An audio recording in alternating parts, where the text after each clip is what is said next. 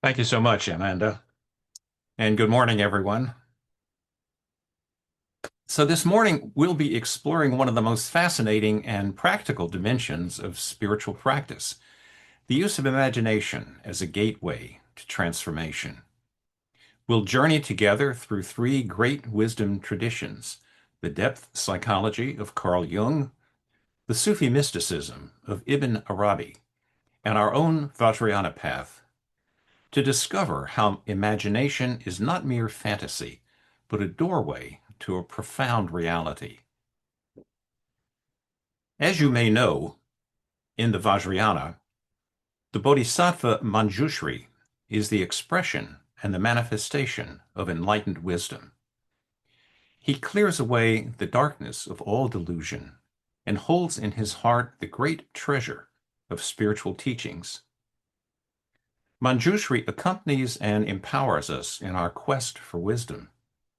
So, to begin our time together, let's invite his presence to witness and bless our exploration of the imaginal.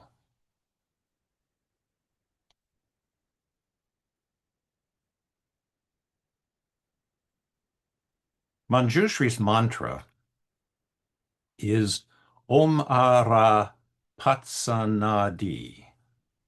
Om Ara Patsanadi. So let's chant his mantra just a few times together. Om Ara Patsanadi, Om Ara Patsanadi, Om Ara Patsanadi, Om Ara Patsanadi. Om Ara Patsanadi, Om Ara Patsanadi, Om Ara Patsanadi, Om Ara Patsanadi. Om Ara Patsanadi, Om Ara Patsanadi, Om Ara Patsanadi, Om Ara Patsanadi, di. Gate of the excellent great wisdom, who clears away darkness of all delusion, who holds in his heart the scriptural treasure, to Manjushri I bow with devotion.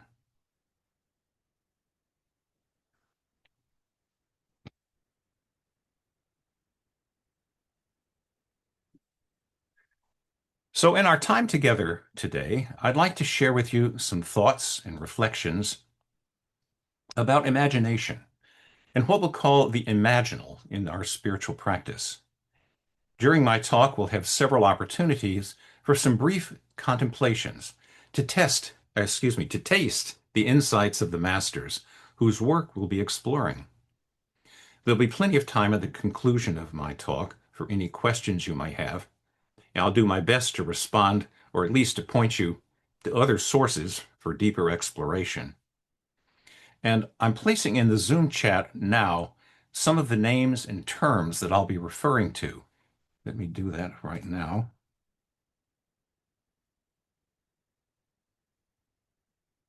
Can everyone see the list of names in the chat?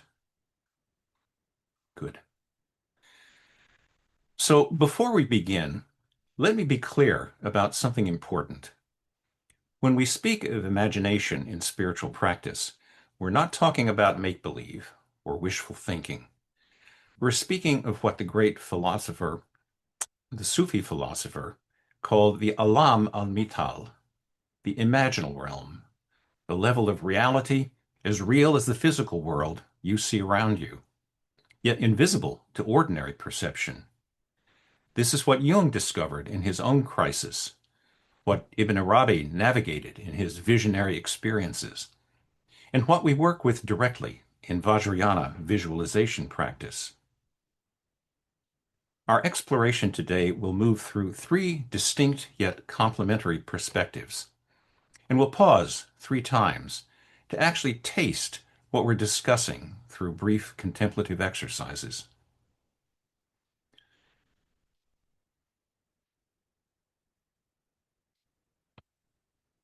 Just one moment. There we go.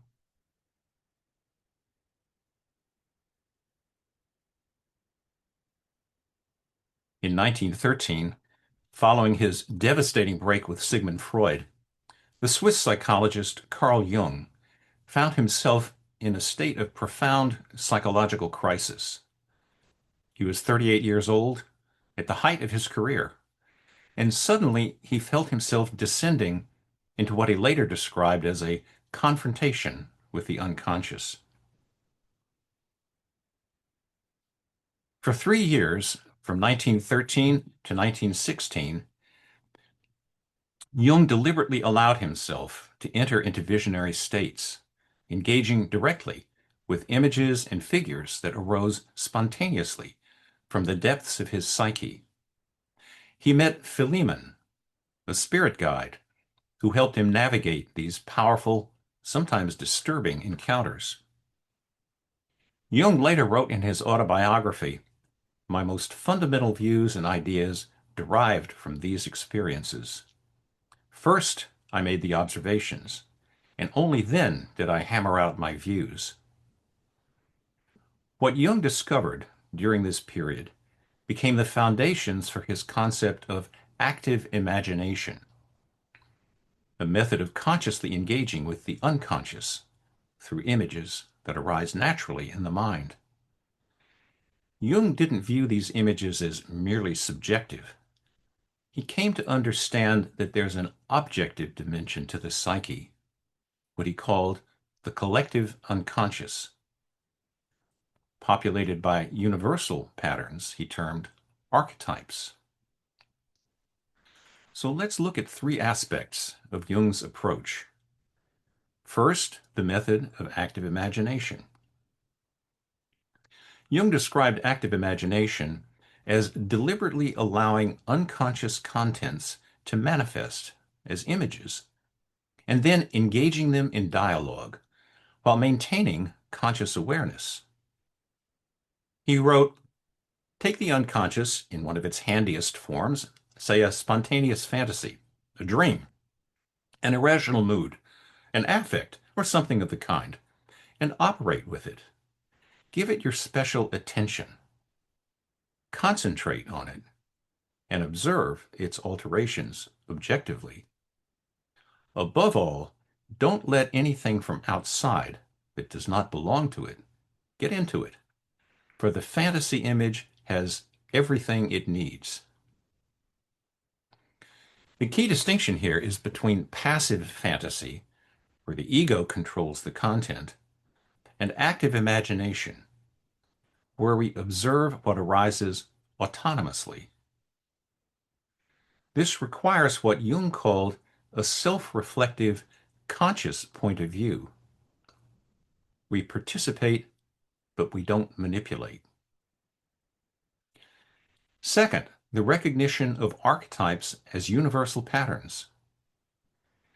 Jung discovered that certain images recur across cultures and throughout history. The wise old man, the great mother, the divine child, the shadow, the anima and animus, and the self. These archetypes are not learned. They're inherent structures of the collective unconscious. They're the deep patterns through which the psyche organizes experience and meaning. When we encounter an archetype in active imagination, say a wise guide who appears in a vision, we're not creating this figure from nothing. We're encountering a transpersonal reality that exists independently of our ego, though it manifests through our personal symbolic language. And third, individuation and psychological wholeness. For Jung, the purpose of engaging imagination wasn't entertainment or even healing in a narrow sense. It was individuation, the process of becoming whole by integrating unconscious contents into consciousness. This means dialoguing with our shadow, recognizing the inner opposite sex aspects, the anima and the animus, and ultimately encountering the self, the archetype of wholeness that transcends ego Jung saw this as a profoundly religious process, though not necessarily connected to any specific religion. It's the psyche's natural movement towards completeness. So let's take about 5 minutes to experience a taste of this now. So please sit comfortably and close your eyes or maintain a soft downward gaze. And take 3 slow, deep, cleansing breaths.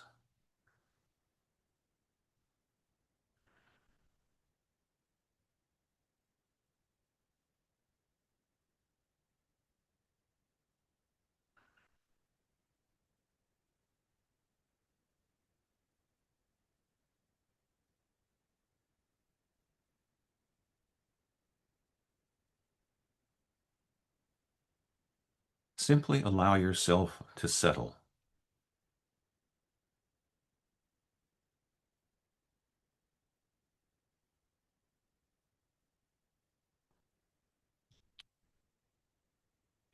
And now, without forcing anything, notice if an image arises naturally in your mind's eye.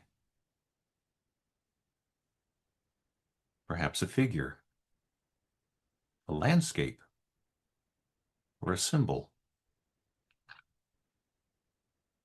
Don't create anything deliberately. Just notice what appears on its own.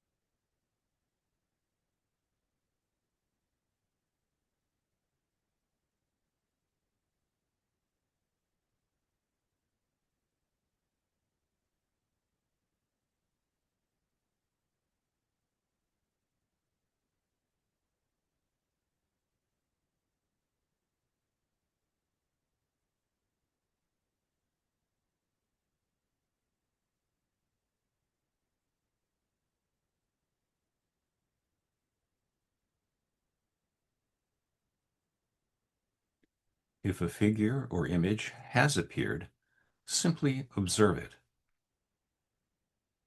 Notice what it looks like, how it feels to be in its presence.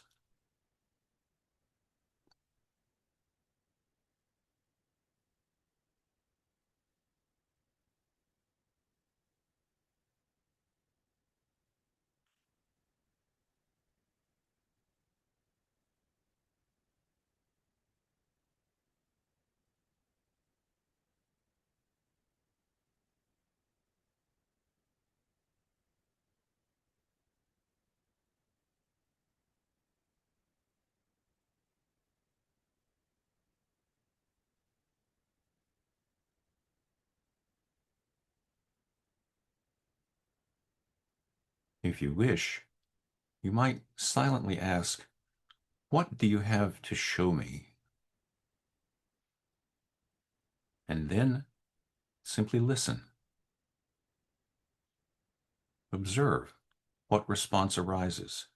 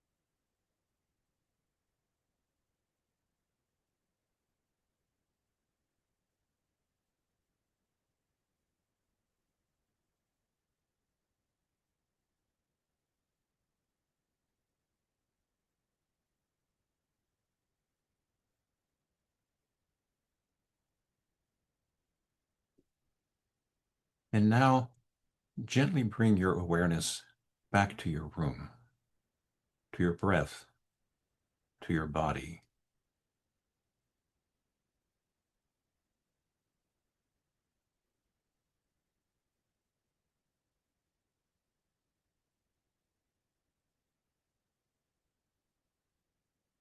And you can open your eyes.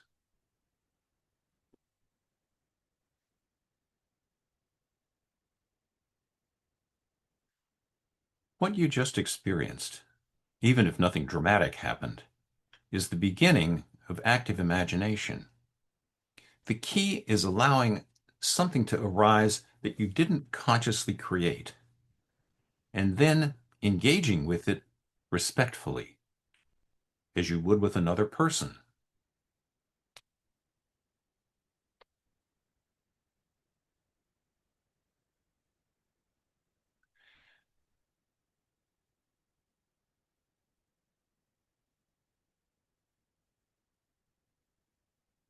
Now we turn to the Islamic world and one of the most profound mystical philosophers in human history, Muhyiddin ibn al-Arabi, known as al-Sheikh al-Akbar, the greatest master. Born in Murcia in Muslim Spain in the year 1165, Ibn Arabi grew up during the brilliant flowering of Islamic civilization in Andalusia. But his path to becoming the greatest mystical theologian of Islam didn't begin in scholarly study. It began with visionary experience. As a young man, Ibn Arabi fell seriously ill. During this illness, he experienced profound visions that awakened him to spiritual reality. He began to receive teachings from spiritual presences, from al-Qidr, the mysterious guide of souls, from prophets, from angels. These weren't vague impressions, but vivid and detailed encounters, as real to him as conversations with living teachers. One of the most famous incidents that showed his special realizations occurred when he was still a youth in Seville. The great philosopher Averroes, the master of Aristotelian rationalism, wanted to meet this young man who reportedly had visionary and holy gifts. When they met, Averroes asked Ibn Arabi a question. Yes? Ibn Arabi replied, yes. Averroes was delighted. The young man seemed to confirm Averroes' conviction that rational philosophy could grasp truth.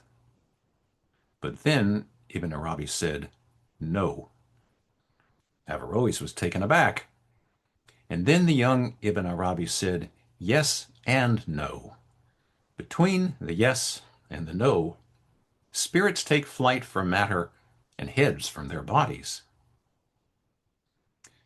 Years later, Ibn Arabi attended Averroes' funeral in Cordoba. As he watched the great rationalist philosopher's coffined body being carried on one side of a mule and his books balanced on the other side, he reflected how profoundly different their paths had been. Averroes had sought truth through reason alone. Ibn Arabi had discovered it through the union of reason and imaginal vision. Neither reason nor visionary experience was sufficient to encounter the divine presence. Throughout his life, Ibn Arabi traveled extensively through North Africa, to Mecca, where he received his greatest revelations, to Anatolia, finally settling in Damascus, where he died in the year 1240. He produced an extraordinary volume of work, over 800 treatises, with his magnum opus, the Meccan Revelations, alone containing thousands of pages. But he wasn't simply a scholar. He was a visionary who experienced direct revelations from the divine.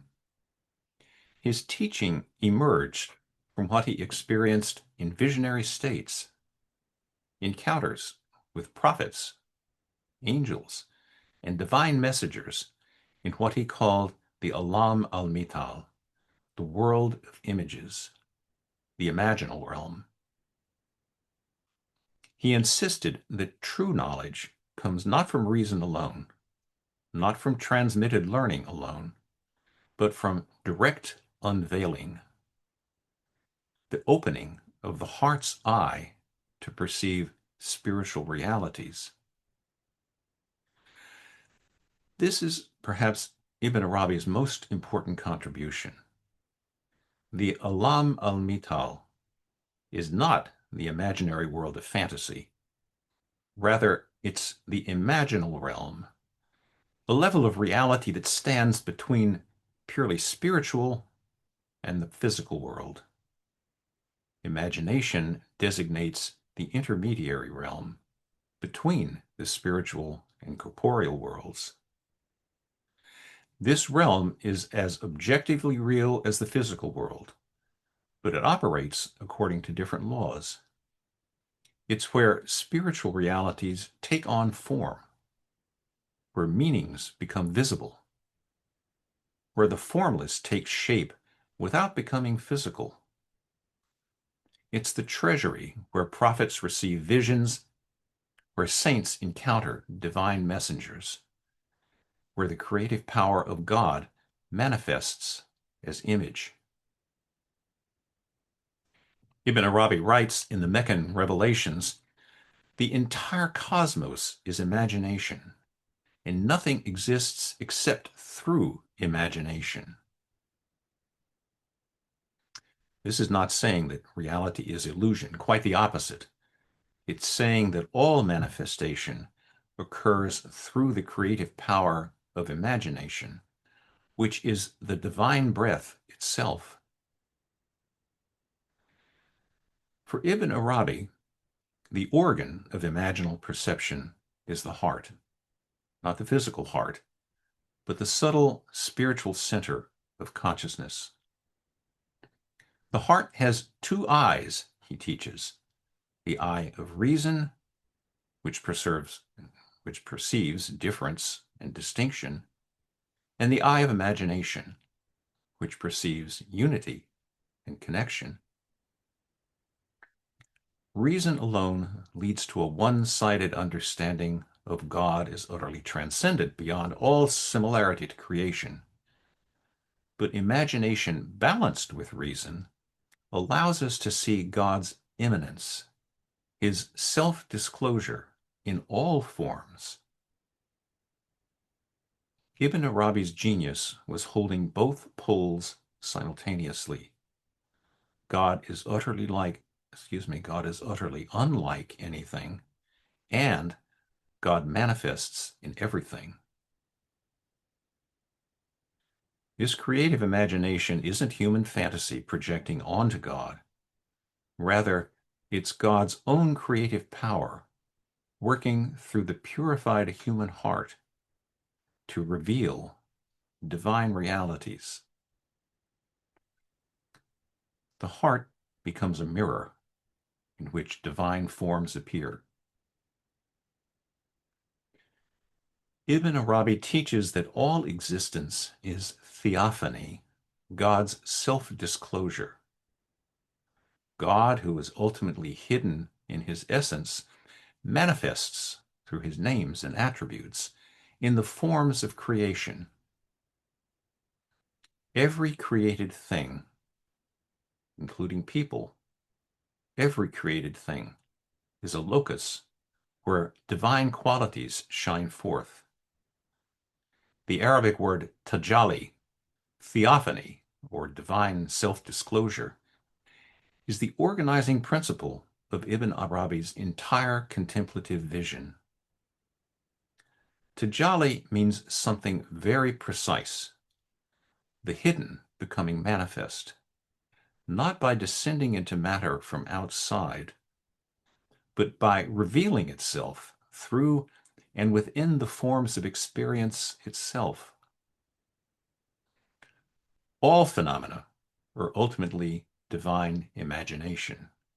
Not fantasy, but the creative act by which the absolute takes on form.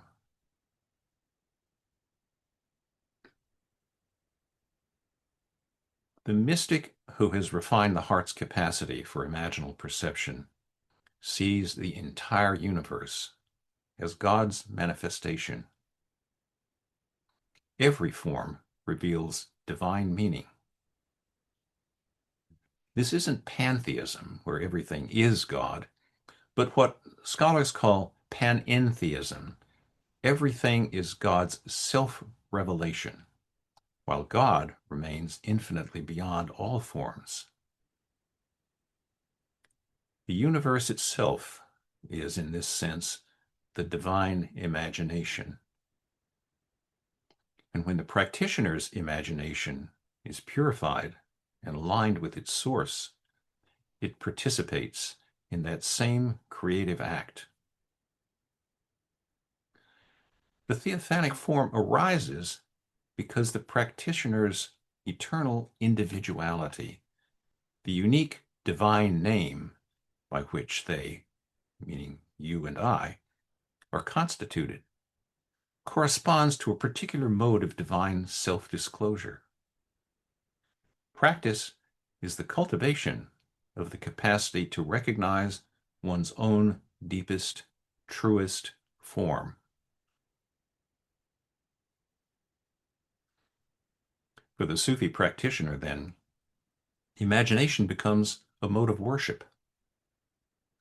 To perceive the imaginal dimension of reality is to see God's face everywhere, not metaphorically, but as direct visionary experience. Ibn Arabi called this mushahada, contemplative witnessing. Mushahada, contemplative witnessing. There's no one fixed divine form visible to everyone equally. The theophany, the self-manifestation that you receive through contemplative witnessing, is, in an important sense, the form your own deepest being is capable of recognizing.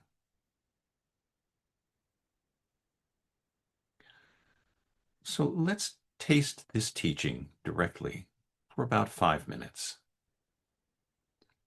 So please sit again, settle into meditation posture, and gently close your eyes.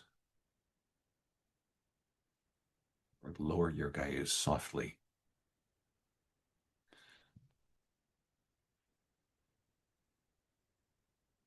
Allow your body to relax, releasing any tension you may be holding.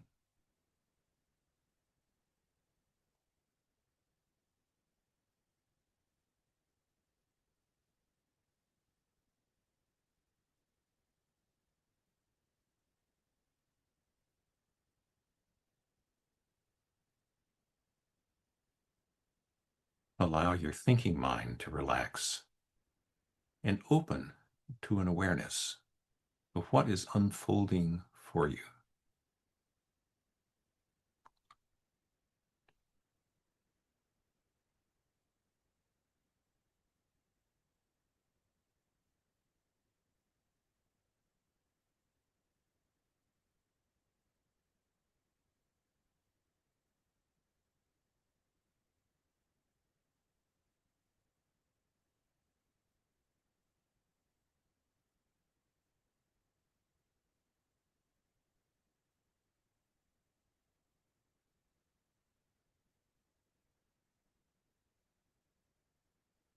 Now bring something to mind, something beautiful that you encountered today.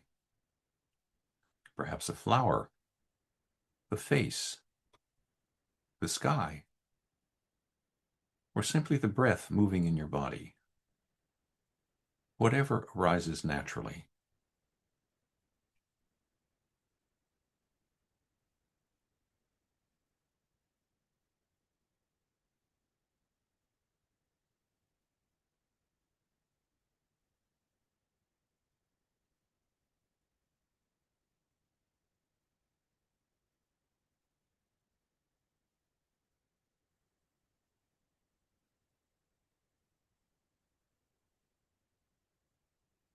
Now, rather than thinking about this beautiful form, allow yourself to perceive the light that shines through it. Not physical light, imaginal light. The radiance of being itself.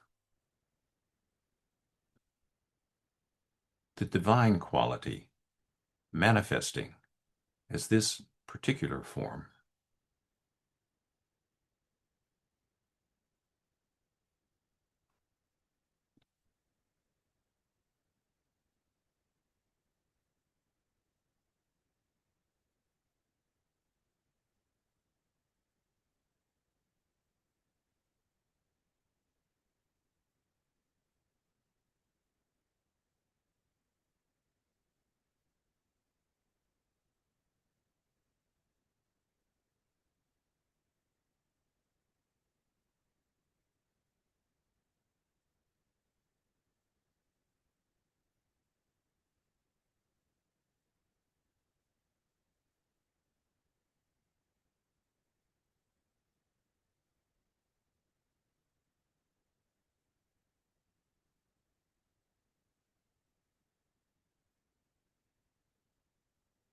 Notice that this light isn't separate from the form, yet the form is somehow transparent to something infinite.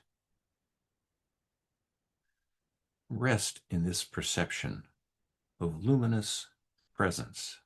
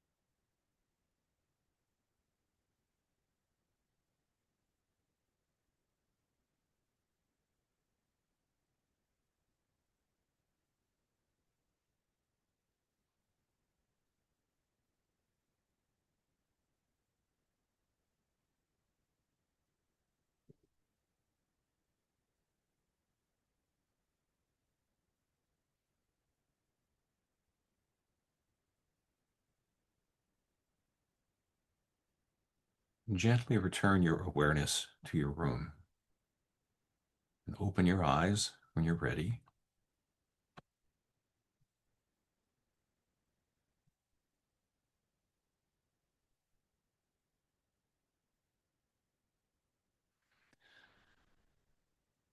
What you just experienced is a glimpse of what Ibn Arabi means by theophanic vision, seeing divine self-disclosure in phenomena. This isn't projecting meaning onto things. It's recognizing the divine light that's already present once the heart's eye opens.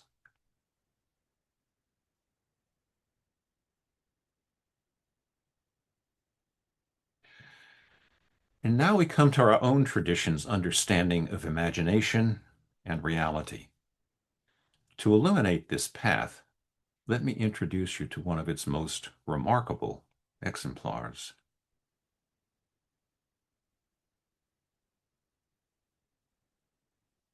Dujom Lingpa, born in 1835, lived until 1904. the great Nyingma yogic master whose life embodied the visionary dimension of Vajrayana practice.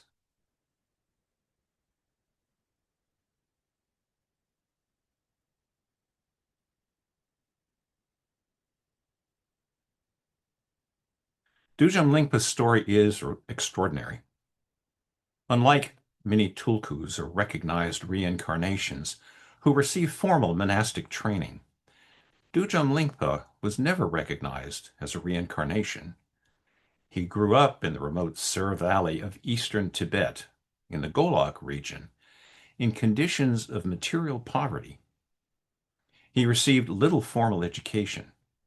He was a family man, a yogi householder, with 8 sons and 4 daughters. By all conventional measures, he seemed an unlikely candidate to become one of the most important tertons, or treasure revealers, in Tibetan Buddhist history.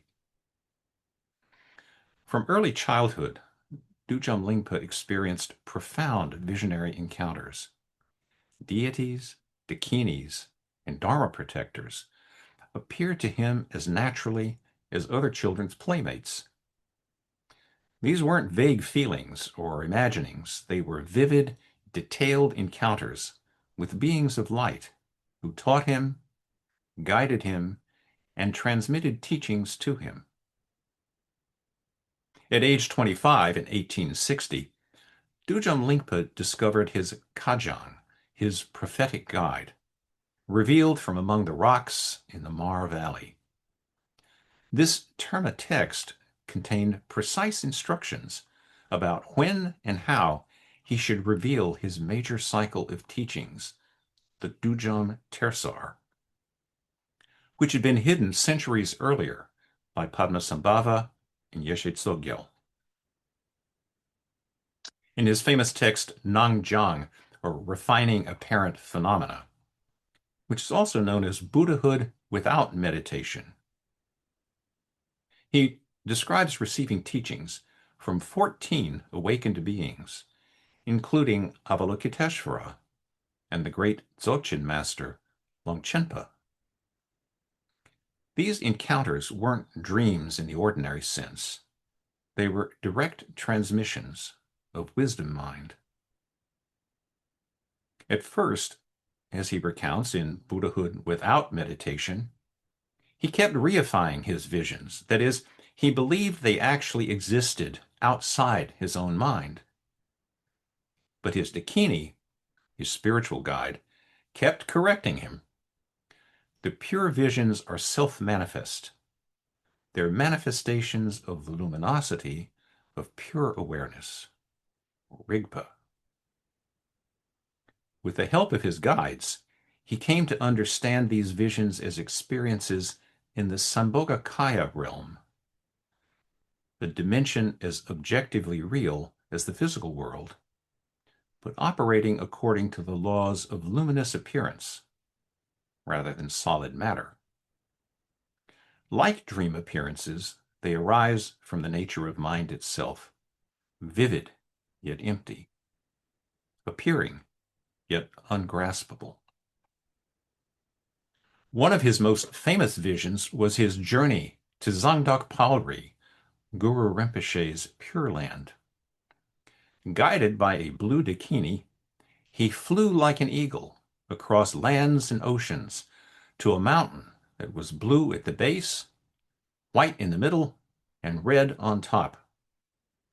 There he found the Palace of Lotus Light, where on the first story sat Guru Rinpoche, surrounded by dakinis. On the second story sat Avalokiteshvara, teaching bodhisattvas. And on the third story sat the Buddha Amitayus, teaching in the state of realization. Dujam Lingpa received blessings and teachings from all three. When it was time to leave, the dakini told him something profound. There's neither coming nor going. All appearances are like illusions in a dream.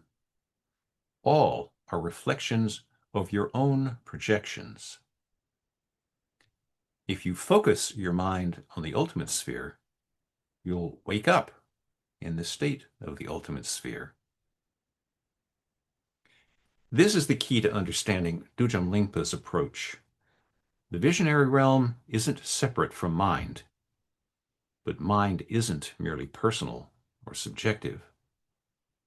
Mind's true nature, the Dharmakaya, spontaneously displays as sambhogakaya visions when the practitioner's awareness is refined. Dujam Lingpa revealed 20 volumes of Terma teachings.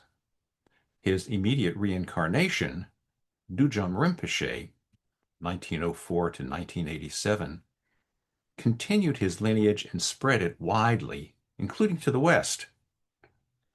The Dujam Tersar remains one of the most vital and practiced treasure lineages in Vajrayana today.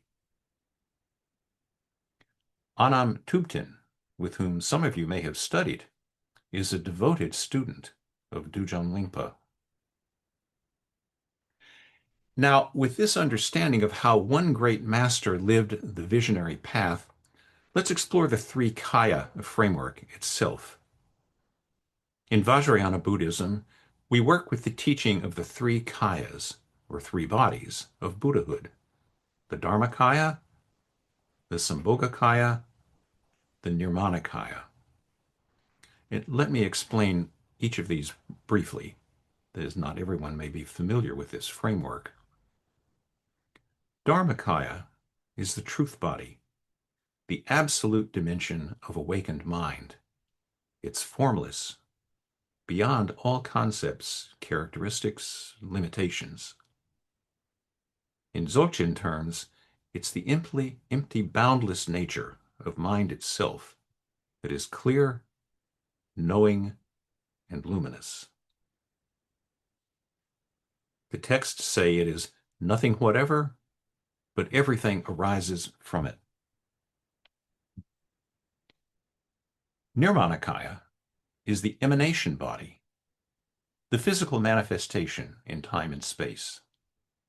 Buddha Shakyamuni was a Nirmanakaya, as are all enlightened masters who take birth in our world. It's the dimension of compassionate action in the concrete, historical realm. Sambhogakaya, which means enjoyment body, or body of complete wealth, is the key for our discussion today. This is the dimension of luminous, rainbow-like appearance, the realm of pure visionary experience, of celestial Buddhas and Pure Lands, of the five wisdom energies manifesting as light and deity forms. Chogyam Trungpa Rinpoche offered a beautiful image on how these three work together. He says, Dharmakaya is like the sun. Sambhogakaya is like the rays of the sun. And Nirmanakaya is like the rays hitting the objects on the earth. In Vajrayana, we don't just study Buddhahood theoretically. We enact it through visualization practice. When we visualize ourselves as a deity, or visualize the deity in front of us, we're not pretending or using our imagination in the ordinary sense of making things up. Rather, we're training in direct perception of the Sambhogakaya dimension. Exactly what Dujam Lingpa experienced naturally. The deity isn't a fictional character. It's the primordial expression of enlightened qualities, manifesting in visionary form. Manjushri truly embodies wisdom. Tara truly embodies swift, compassionate action. These forms exist in the Sambhogakaya realm as vividly and as really as Mount Everest exists in the physical realm. As our Kagyu masters teach, The visualization should be clear yet empty, empty yet clear. Not solid like physical matter, but not merely conceptual either. It has the vividness of a rainbow, which is utterly real as an appearance, even though you can't grasp it. This is the central insight. Vajrayana doesn't say everything is empty, therefore forms don't matter. Rather, it says because everything is empty of inherent existence, luminous appearance spontaneously arises. Emptiness and appearance are inseparable, the unity of the two truths. The sambhogakaya is precisely this unity made visible. When we visualize a deity, we're not creating something from nothing. We're recognizing that the Dharmakaya, empty, boundless awareness, spontaneously displays as luminous form. The deity isn't separate from emptiness. It's emptiness dancing as light and color and presence. This is why in Dzogchen teachings, we're told that Rigpa, or pure awareness, has three aspects. Its essence is Dharmakaya, it's empty. Its nature is Sambhogakaya, it's luminous. And its energy is Nirmanakaya, unobstructed manifestation. They arise together, simultaneously, primordially liberated. The highest teaching of Vajrayana is pure vision, training to perceive all appearances as the display of wisdom. Not working up to this perception someday in the future, but recognizing it now, in this very moment. This was Dujam Lingpa's realization. When the Dakini told him all appearances are like illusions in a dream, all are reflections of your own projections, she wasn't saying the visions were unreal or merely subjective. She was pointing to the non-duality of perceiver and perceived. The visionary realm and the perceiving awareness are not two separate things. Mind and its display are indivisible. In his text, Buddhahood Without Meditation, Dujam Lingpa received teachings that all phenomenal, sensible things are empty and illusory, not in the sense of being worthless or non-existent,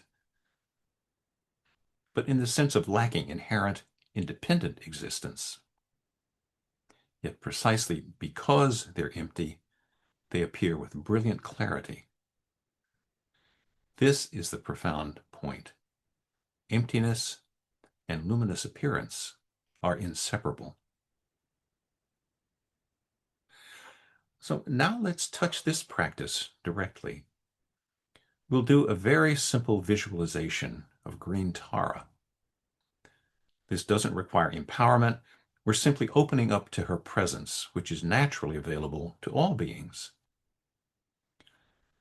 So please sit comfortably, eyes closed or softly gazing downward. For those unfamiliar with green Tara, I'll display her image on the screen. You may contemplate her image, or, if you wish, simply close your eyes and invite her presence.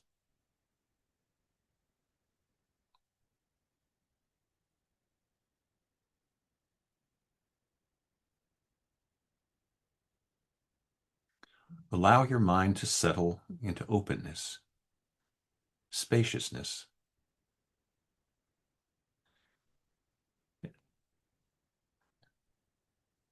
And now, in the space before you, imagine that a seed syllable hum appears, green and luminous.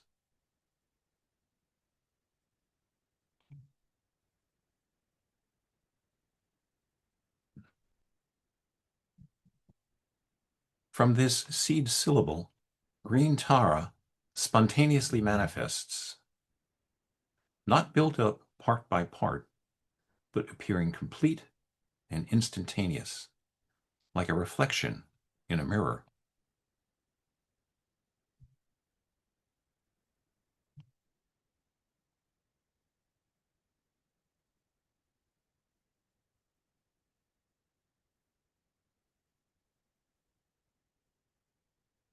Tara is the color of a turquoise mountain lake, radiant green, made of light, not solid flesh.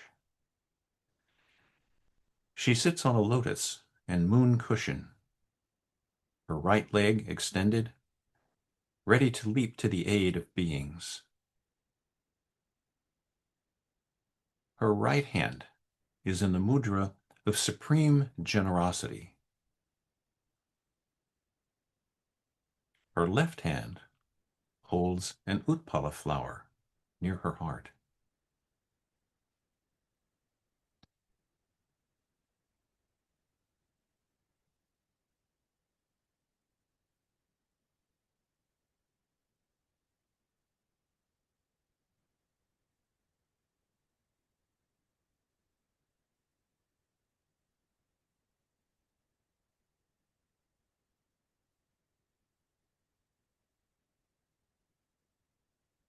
She is utterly beautiful, utterly peaceful, utterly radiant. Her wisdom eyes gaze at you with boundless compassion. From her heart, green light radiates outward, the light of her compassion, her wisdom, her protection.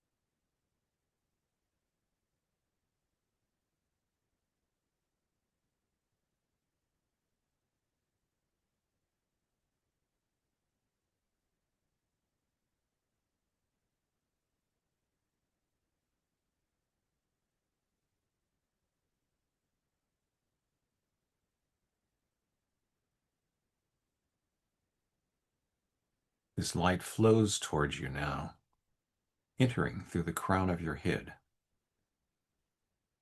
filling your body completely with healing, blessing, removing all obstacles and fears.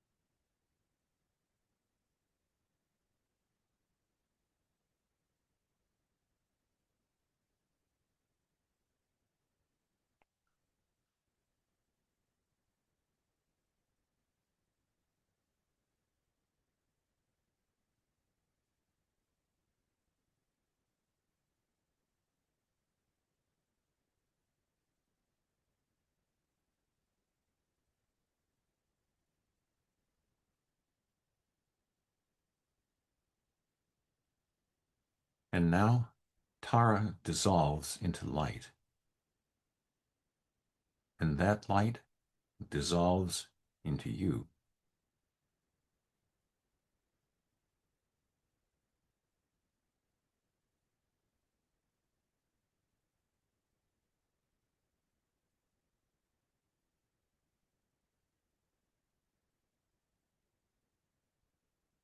Rest in the essence of Tara's awakened mind, inseparable from your own awareness.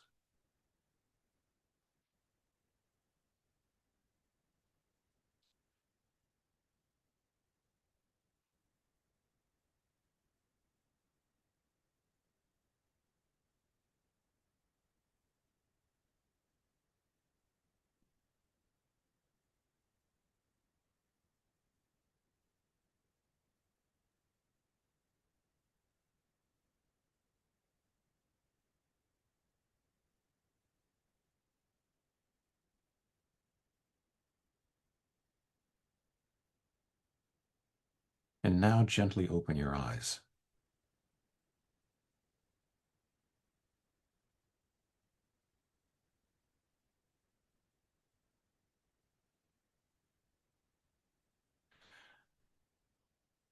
What you just experienced is the beginning of deity yoga. Notice that we didn't make up Tara. We invited her presence, and she appeared. This is the Vajrayana understanding. The deity is always present, always already present, in the sambhogakaya dimension. Our visualization is training our perception to recognize what's already there. Now let's bring these three traditions into dialogue. What emerges when we place Jung's archetypes, Ibn Arabi's imaginal realm, and the Vajrayana's sambhogakaya side by side? Well, we notice some striking similarities between the experiences of these masters from very different traditions. First, all of these masters encounter an intermediate realm of reality. All three traditions recognize the dimension of experience that's neither purely mental, subjective, nor purely physical, objective. It's a third realm. Jung calls it the collective unconscious, populated by archetypal forms. Ibn Arabi calls it the al-mithal, the imaginal world. Vajrayana calls it the sambhogakaya, the dimension of luminous appearance.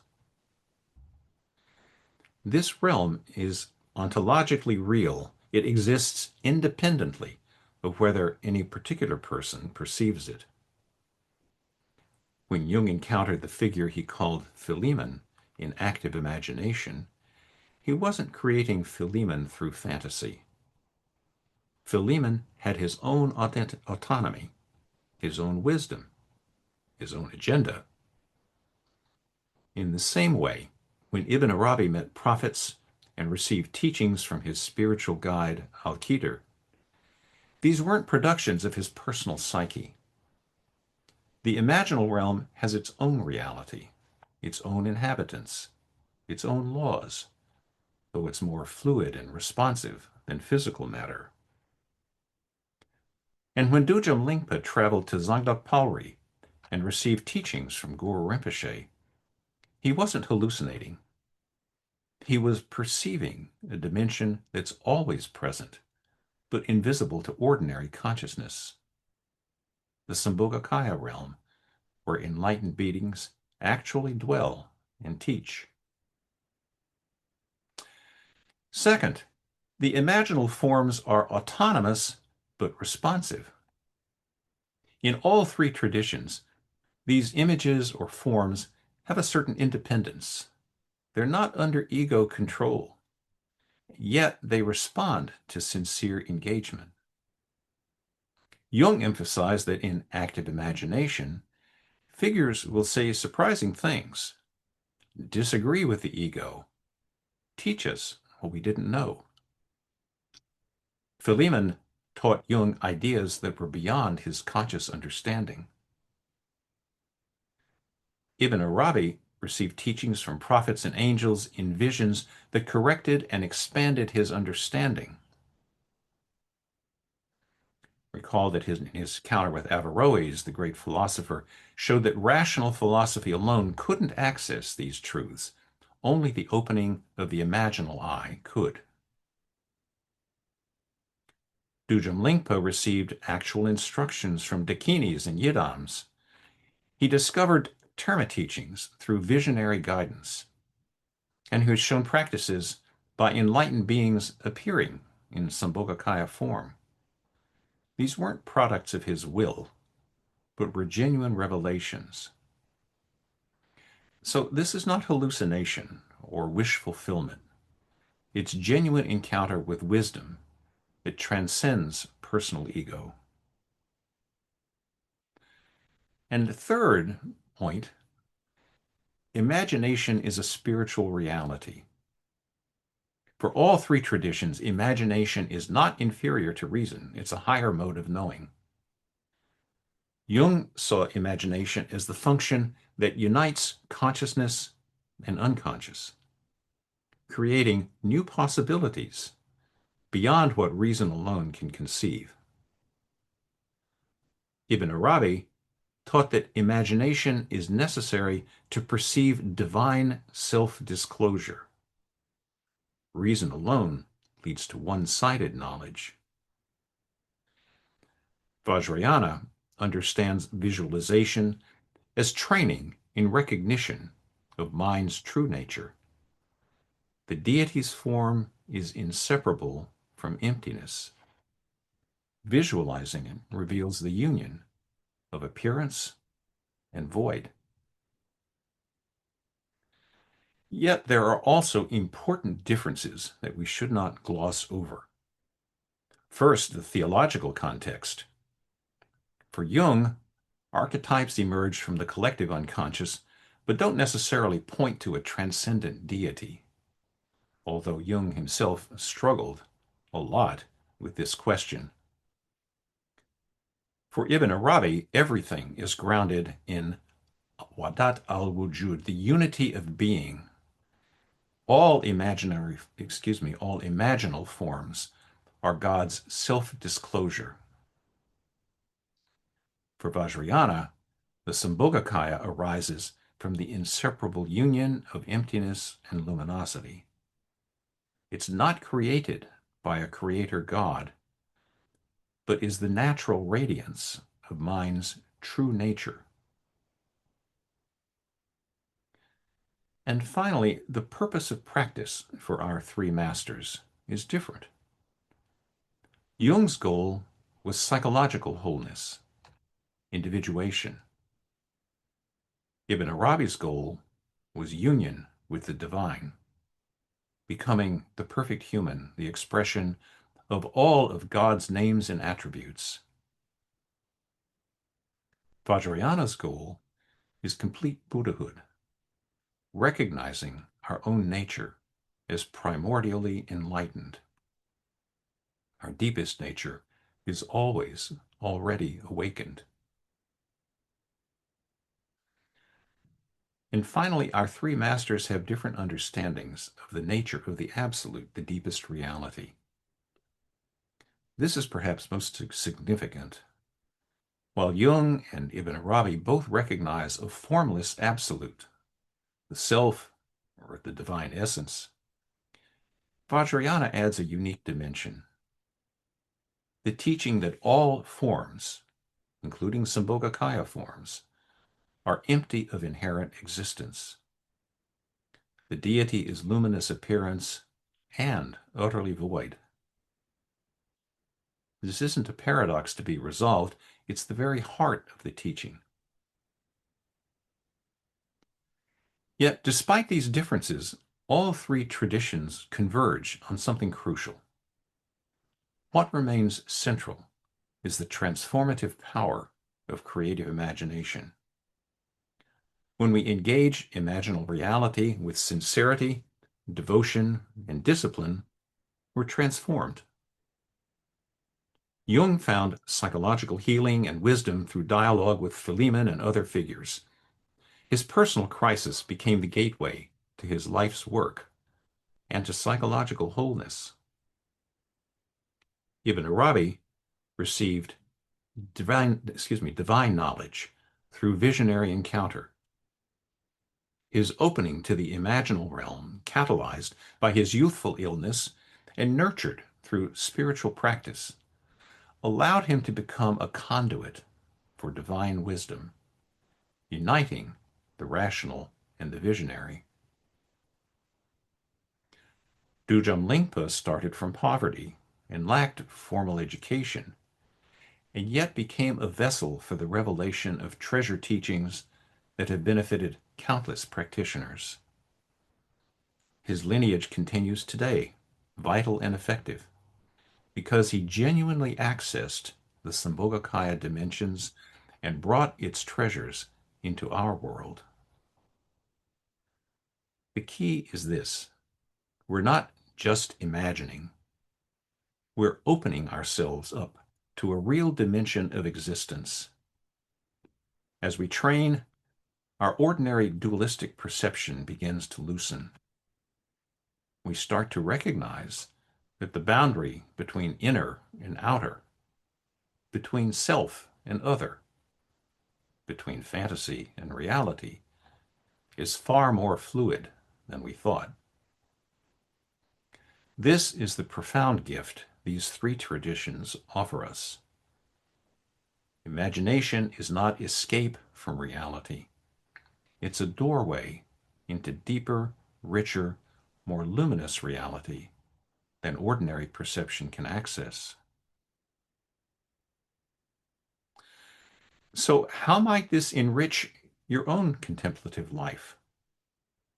Here are a few practical suggestions. First, begin a practice of active imagination. Set aside 15 or 20 minutes regularly to simply sit. Allow an image to arise naturally. A figure, a symbol, a landscape, and then engage it. Ask questions. Listen to responses. Record what occurs. Don't force or manipulate. Just observe and dialogue. Jung's method requires that you maintain awareness. You're not entering a trance state. You're consciously present while allowing unconscious contents to speak. Second, cultivate imaginal perception in daily life. Following Ibn Arabi's teaching, practice seeing theophanic light in ordinary phenomena. When you see a friend's face, can you perceive not just the physical features, but the divine qualities shining through? Compassion, wisdom, dignity. This isn't imposing meaning, it's recognizing what's actually present. The Sufi practice of mushahada, or contemplative witnessing, trains this capacity. Third, develop your Vajrayana visualization practice. If you have empowerments and practice deity yoga, bring fresh appreciation to what you're doing. You're not engaging in magical thinking. You're training to perceive the sambhogakaya dimension that is always present. The deity truly is there, as real as the sun in the sky. And if you don't practice Vajrayana formally, you can still work with the principle. Visualize light and compassion radiating from your own heart. This is training in recognizing your own Buddha nature. Fourth, honor your dreams and visions. All three traditions take dreams seriously as encounters with imaginal reality. So keep a dream journal. Notice recurring figures or symbols. These may be messages from deeper wisdom. In Vajrayana, dreams are explicitly understood as experiences in the bardo of the dream state, the sambhogakaya realm.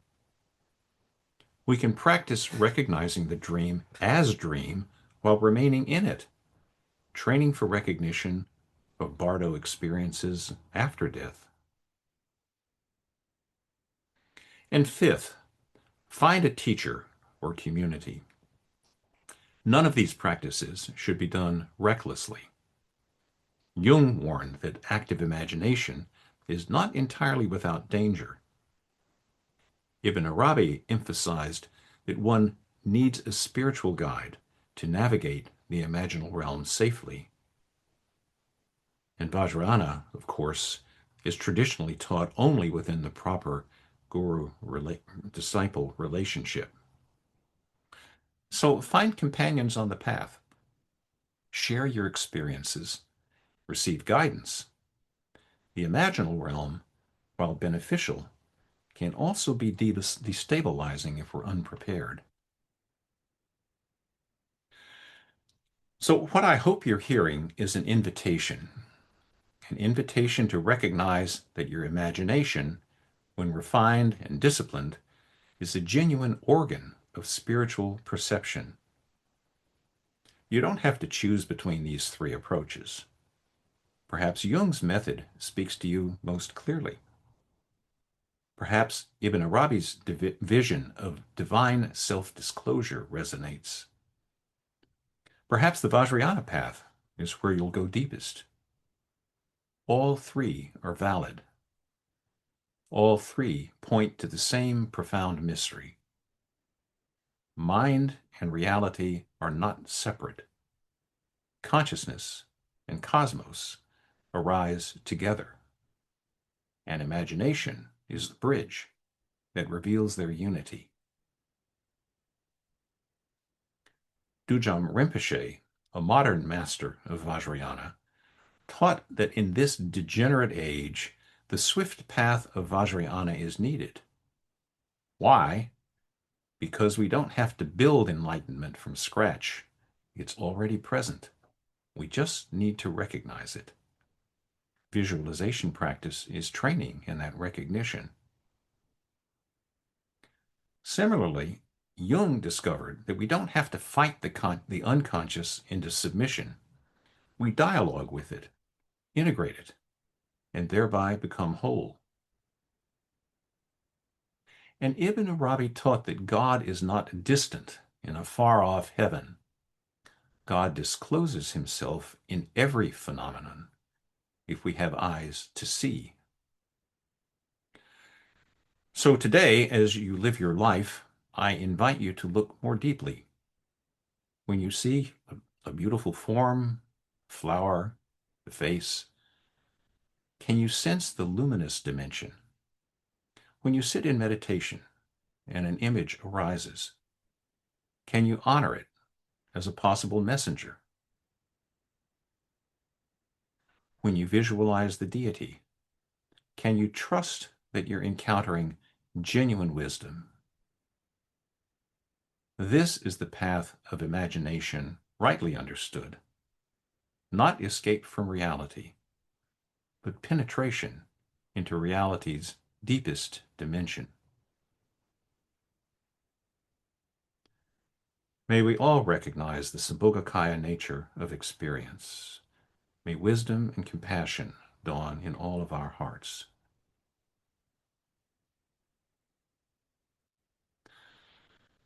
So, I'm going to put into the chat a few questions that you might reflect on in the days to come. So I invite you to sit with these questions over the coming weeks. You might journal about them or contemplate them in meditation or discuss them with Dharma friends.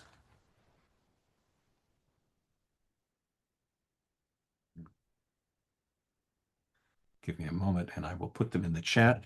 And let me read them with you together.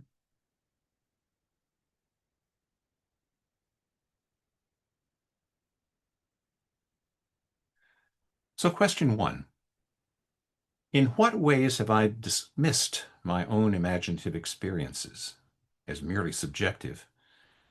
And what would shift if I honored them as encounters with real, though non-physical, dimensions of reality? Question two. Sorry to interrupt, Ron. I'm not seeing them in the chat. Okay, Do you have have everyone let me, selected? hmm, did it not appear?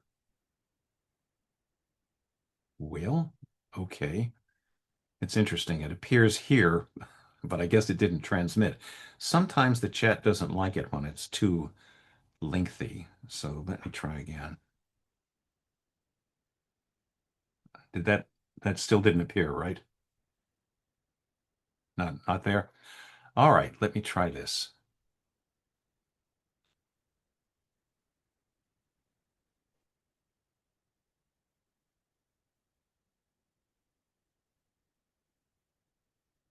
Hmm.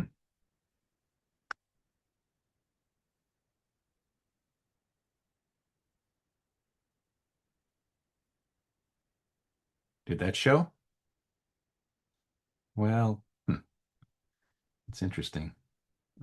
Let's see.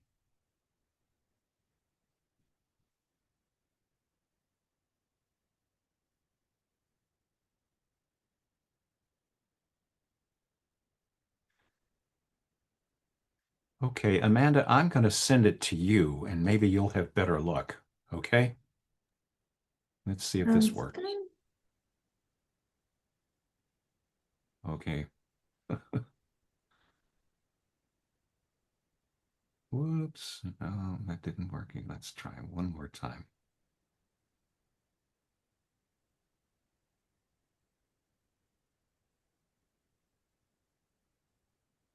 Oh, golly. Sorry, Amanda. It doesn't seem to want you to. Let me try one last thing here and then we can move on. Okay.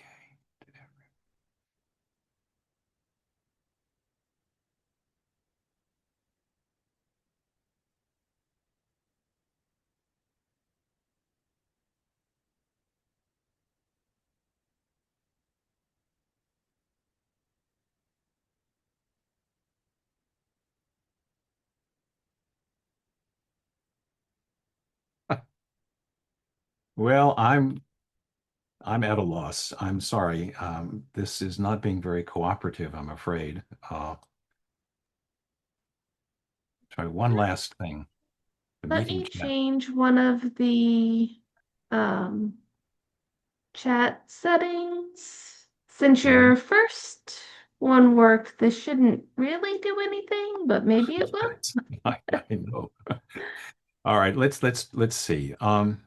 It doesn't seem to want to show your address because I create a new chat and your name is not appearing, which it did a moment ago. Let's try this. No, I don't know. Well, all right, let's try this. Since chat doesn't seem to be cooperating at the moment, um, let me read the questions, and there may be a way that we can get them to you if you're interested. You could perhaps, Uh, would that work, Amanda, do you think?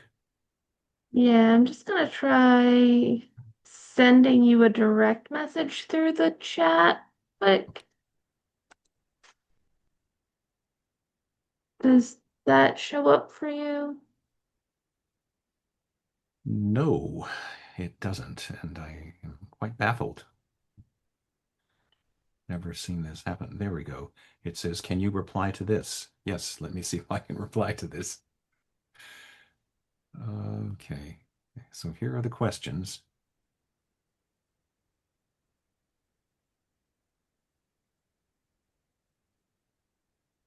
Did that come through to you, Amanda?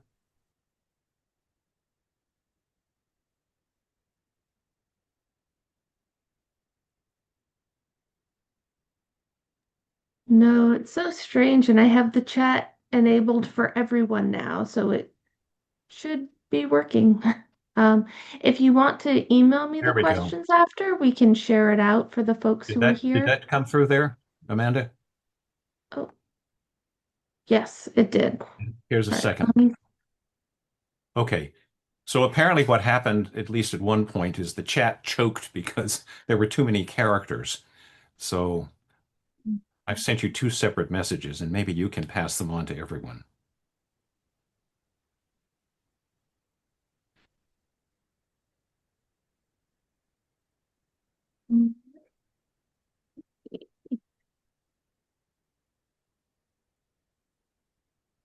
that looks like it's working. I just have to go and grab the last question. Okay. There we go.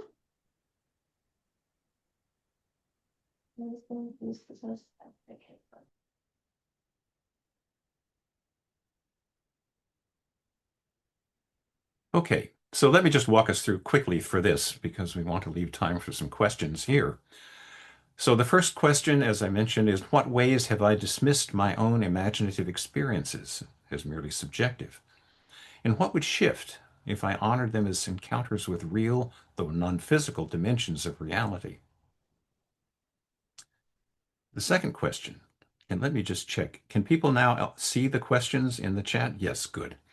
So the second question, Jung's archetypes, Ibn Arabi's imaginal forms, and Vajrayana deities all have a certain autonomy. They're not under ego control. Have I experienced something in my own practice or life that seemed to have this quality of being other, yet intimately connected to my deepest nature?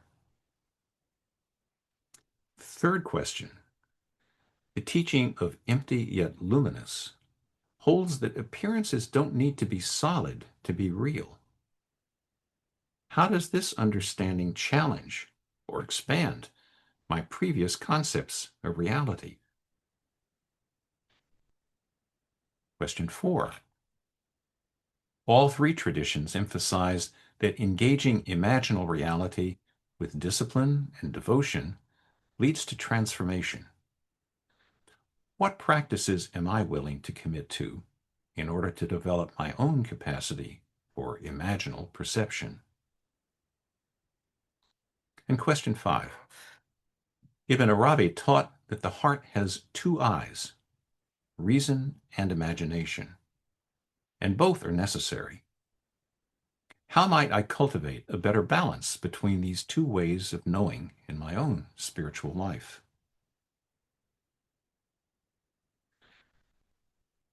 So, um, thank you, and let's open it up if there are perhaps questions, comments, puzzlements, insights. And so if anyone would like to ask questions or share comments, just use the reaction to raise your virtual hand and we'll call on you. Yes, Eric. Thanks, Ron. I love really wonderful talk, bringing together these disparate traditions and into conversation.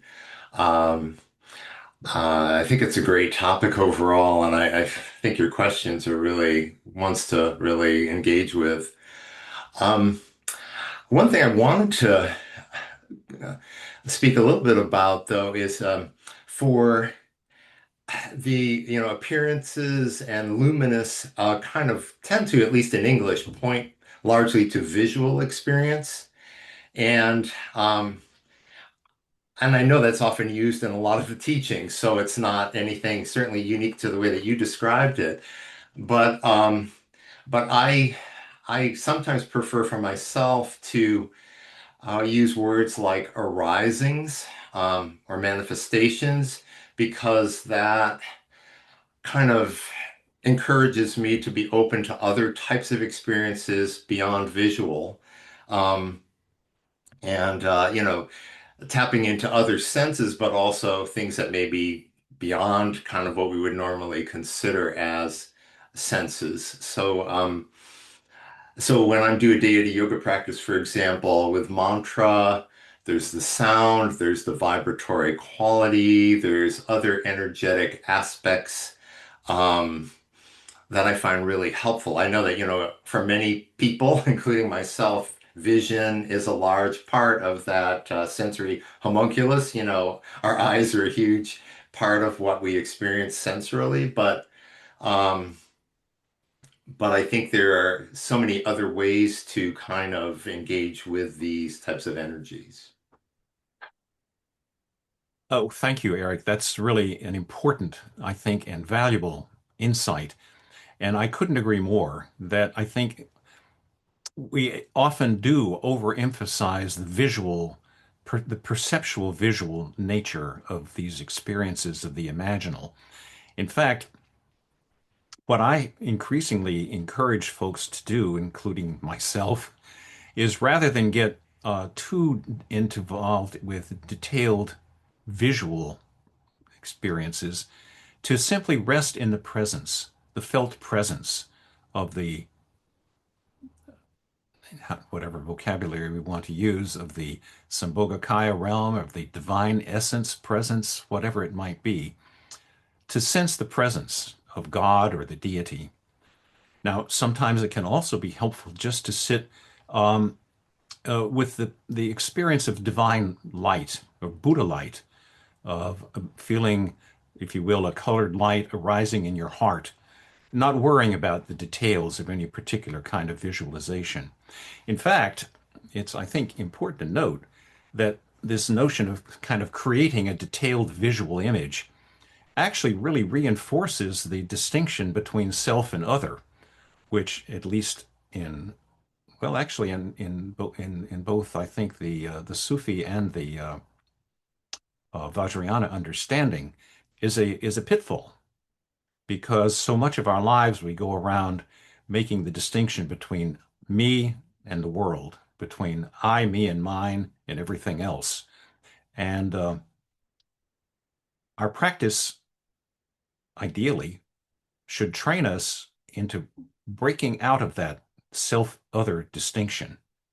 So what I would encourage is rather get the sense of, in a sense, tuning your perception, tuning it in to what's already present, like a radio dial, tuning in to being able to perceive what's already there.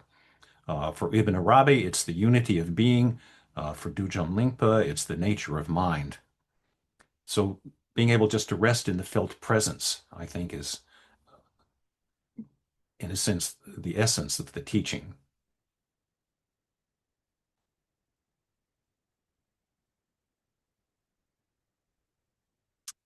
Yes, Judith. Oh, you're muted. You're muted.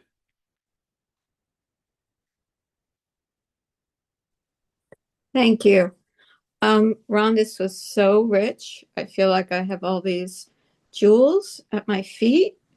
Um, I wanted to share an experience I had. I'm in Philadelphia and I'm an artist, and I often go to draw at the Philadelphia Art Museum, where they have a whole Eastern collection, which is, we could talk about where they got it. But there is this one statue of Kuan Yin that I have had and continue to have the strangest connection with her spirit. Like when I go there, I just feel her manifestation, her love, her compassion. And I don't feel it with the other statues there or the other sculptures there. And when I don't go to visit, I miss her and I feel her in me, So that was just an experience I've been having, and it's just been wonderful. And so I just wanted to share that. And I also had a question: is there a written transcription of your talk today, because it's so rich and had so much? I tried to take notes, but I couldn't get it all, of course. That would be greatly appreciated. And my other question is, the questions that you gave us are rich and good, and I've been practicing on my own. I realize this is the direction I want to take. I've studied Jungian dream work. I do dream work. I do meditation. I've done paintings of tarot. Is there a program to continue the richness of this? How do I continue do you teach? Is it at the meditation site? How do I dive into this deeper because it resonates with me so strongly? Well, that's just wonderful. Thank you, Judith, for sharing your experiences and your aspirations. Um, I'm not sure if how familiar you are with the Natural Dharma Fellowship, but a little bit, yeah. There are several, let's call them tracks or programs. One is called the Marga program, which is a very rich, uh, what's the word, training in a lot of these practices. There is then the Vajrayana program. So there actually is quite an elaborate and extensive Vajrayana program. And there's also a Dzogchen program, which focuses on the formless nature of these realities. So what I'd recommend as a first step is to check out the website, the Natural Dharma Fellowship website, which is just naturaldharma.org, which Right. has a lot of information about the programs. Which program are you teaching with, Ron? I'm in the Vajrayana program. So actually, I've been involved with Vajrayana practices for over 20 years. I've also practiced mindfulness meditation most of my adult life, and this is a shift where this last few years I've been practicing beingness, a meditation of beingness. I shouldn't take up any more time. I apologize. Thank you. Thanks. And actually, what you also might want to do is reach out to our Vajrayana coordinator named Cindy. And her email is just vajrayana@naturaldharma.org. And that's an invitation to anybody else who's interested in exploring this more deeply. Just contact her and indicate your interest. And we do have upcoming retreats and programs. Yeah, just to step in and answer the first part of your question a little bit. When you sign up for any of these Sunday sessions or any online retreats, after the videos have been processed, they'll be uploaded for you. So if you go to naturaldharma.org and sign in however you did to register for this, it usually takes about a week, week and a half, but you should see a video recording of this session there for you. Okay, thanks, Uh, Amanda. Yeah. Eric, your hand is up again. Is it again or the Yeah, first? it's again. Okay. I just wanted to let folks know that there is a Green Tara open practice as well, Right. monthly on Sunday evenings, usually the third Sunday of the month, but this month, because there actually is an ongoing Vajrayana retreat, it's postponed until next Sunday evening. So if you have an interest in that, you can register and you'll get a reminder email. And that also is available. Information on that is also available on the Natural Dharma website. Um, it's about a half-hour practice with prayers and imagining the arising of green Tara and and also 21 other forms of Tara as well. So it's a way that folks can, you don't have to have any particular transmission for this, but it's a way to get a taste of this practice on a monthly basis. So next Sunday evening is at 7 o'clock Eastern is the next time we're going to be doing that. Great. Thank you so much, Eric.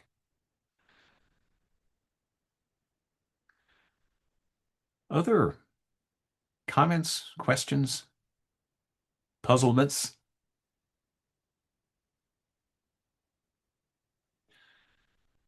Well, I hope, over the course of this morning's session that you've got a taste of these wonderfully rich and profound practices, from different traditions. And although of course I have been emphasizing that there are similarities, it's important to recognize that there are differences too that are significant. But at the deepest level, I think they're all touching on these fundamental truths that have, of course, been experienced not just by these great masters, but are well within the grasp of all of us. It may require a certain amount of training to break out of our habitual materialistic perceptions, but they are available and they're really wonderful to explore.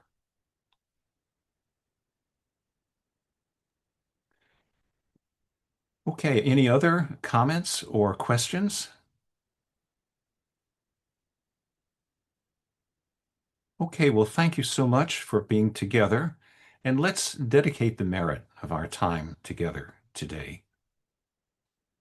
So, through the merit of this teaching and practice, may all beings recognize the luminous nature of mind.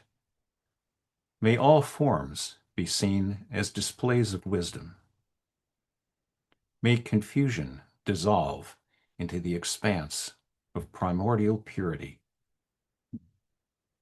By the power of truth, by the blessings of the lineage, may these words bear fruit for the benefit of all. And now let's seal our dedication by chanting 3 times the profound mantra of the Perfection of Wisdom Sutra.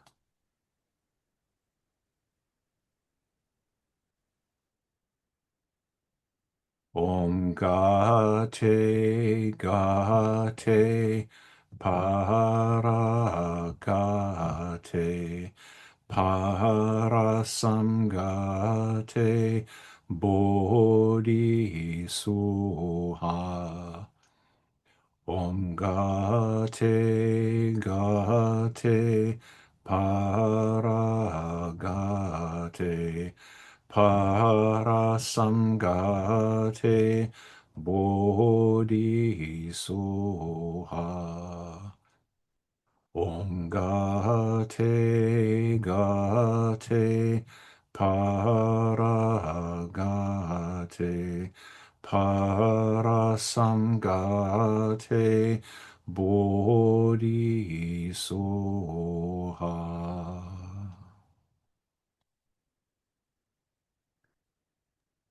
Thank you, everyone. Blessings to everyone, and have a good day.